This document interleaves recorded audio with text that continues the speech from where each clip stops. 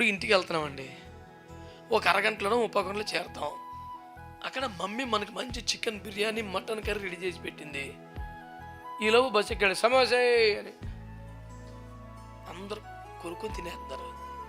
మనం తిందాం, వదిలేద్దాం.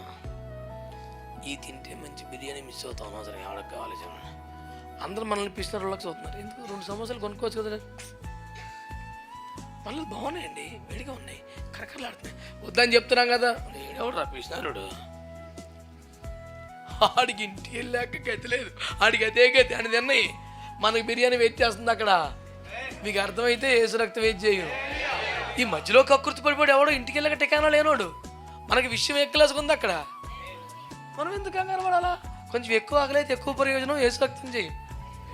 నేను బాగా అర్థమైపోయింది ఎలాంటి మట్టికి. దేవునికి స్తోత్రం, హల్లెలూయా. మనకు ఒక స్వాస్థ్యం ఉంది సార్, మనకు ఒక నివాసం ఉందండి, మనకు ఒక పట్టణం ఉందండి. అరే ఒక రేంజ్ మన కోసం వెయిట్ చేస్తుంటే రామాయకంగా ఎక్కడికి అక్కడికి పడిపోయా నేను.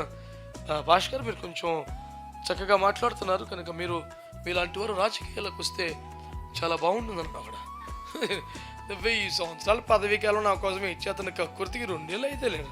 1000 సంవత్సరాలు ఏంటి? అవును, మరి నువ్వు నమ్మవా? నేను నమ్ముతున్నాను.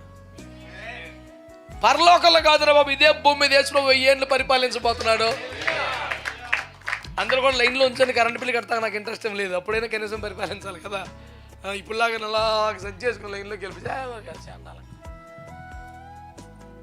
ఆమేన్. 1000 ఏండ్లు దేవునికి స్తోత్రం కలుగునగా.